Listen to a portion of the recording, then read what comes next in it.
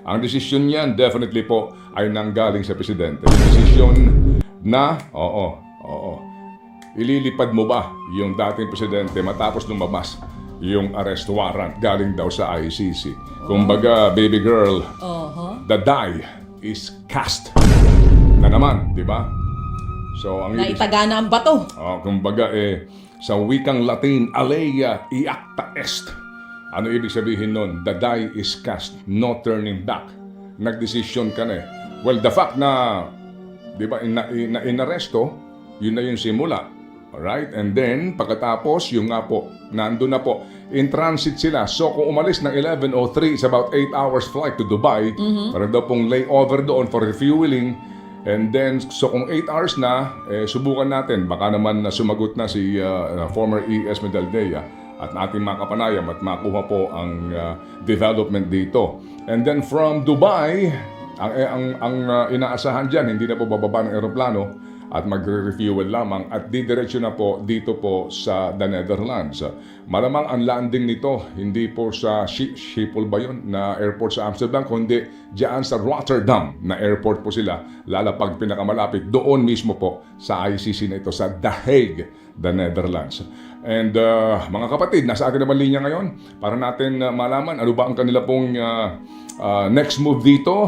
At kagabi po, meron po kasing inilabas na press release kahapon, kagabi, ang Supreme Court late in the afternoon, kaya marami nag-aabang nako, malamang makakuha ng TRO. Sila Senador Bato de la Rosa at sila Atty. Torion na naghain ng petition for certiorari, kumbaga kine-question nila itong galaw na ito ng gobyerno, and then prayer for TRO. So, ngayon po lalabas na academic na, lalabas na moot na yung TRO kasi yung Wala nang silbi. yung pinipigilan ninyo nangyari na eh. Pero yung kaso po doon sa pag-question o sa pag-aresto, palagay ko po buhay pa yon. Pero yun nga, no, kung kahapon po ay naglabas ng TRO ang Supreme Court, hindi po mangyayari ito. Pero hindi natin kine-question yun. Yan po ay desisyon ng ating pong mga maestrado. Ang sabi ng Supreme Court, di ba? Dahil daw po ito'y napaka-importante, nagsabi po si Supreme Court Chief Justice Hesmundo na magkaroon ng special raffle sa kung sinong maestrado po ang hahawak sa kaso. Wala pong binanggit kung nagkaroon na po ng raffle, meaning ngayon meron na pong maestrado na in charge dito. Pero mukha pong walang nailabas na Supreme Court TRO.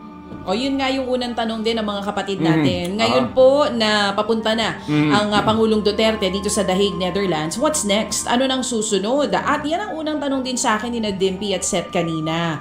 Na naitanong ko rin sa'yo, baby. Sabi ko nga sa'yo, so wala na palang epekto itong TRO kahit pa maglabas sila. O hindi na talaga sila maglalabas at all.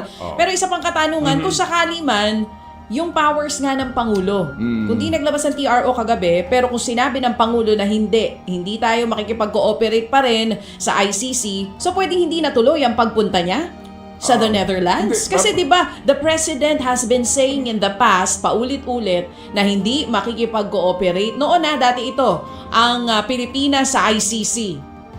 Pero napakinggan mo naman siguro ngayon laman ng ating mga balita. Yes, yung kanyang press con. Yung sinasabi ng Presidente, hindi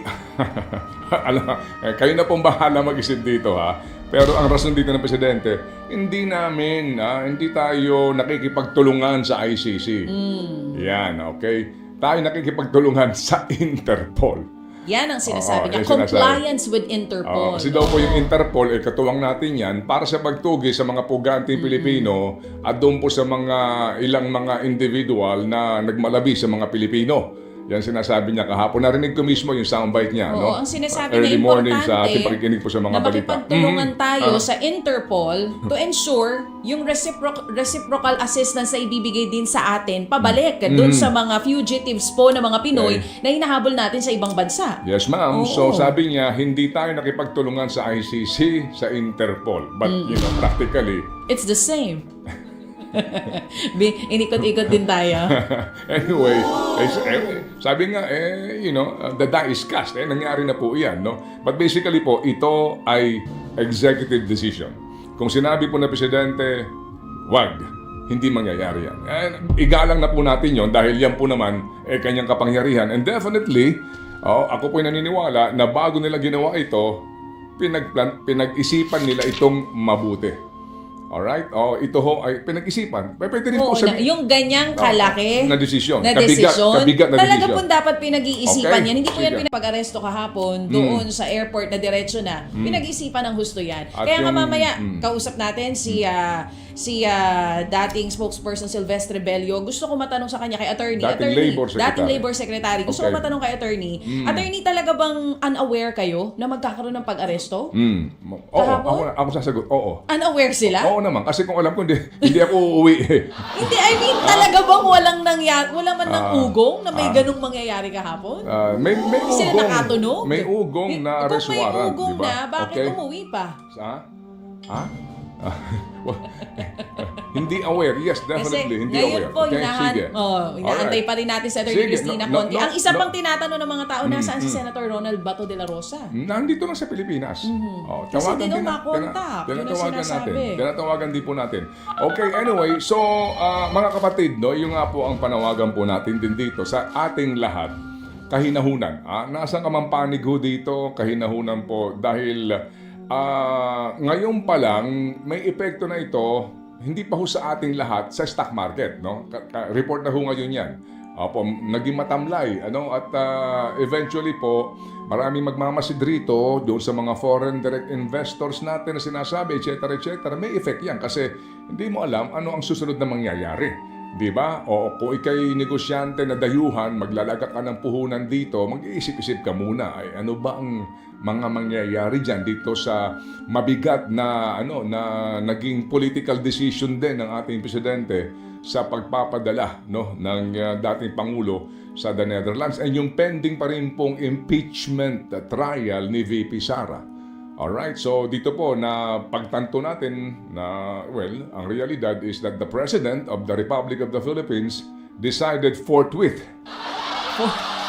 Pero, no? Decided forthwith, mga kapatid. Forthwith proceed ang kanyang Okay. desisyon. Tama. Parang, ako lang to, Tinanong siguro siya, Mr. President, what is your decision Yan. in this particular issue that might embed us in a political conundrum? Well, we have to take it within reasonable time. Hindi. Hindi ganun na naging sagot. Okay. Oo. Yung forthwith decision ng Pangulo, siguro yun ay wake-up call din, Okay. para sa ating Senado. Naalin. Mag-forthwith proceed na rin kayo. Magpapagal easy. pa ba kayo? Easy. Baka Okay, ganun ang ibig niya easy. sabihin doon. Alright, ito na po mga kapatid. Nasa Para ho linya tayo na. kasi ang dami ho natin mga pag-uusapang paksa this morning.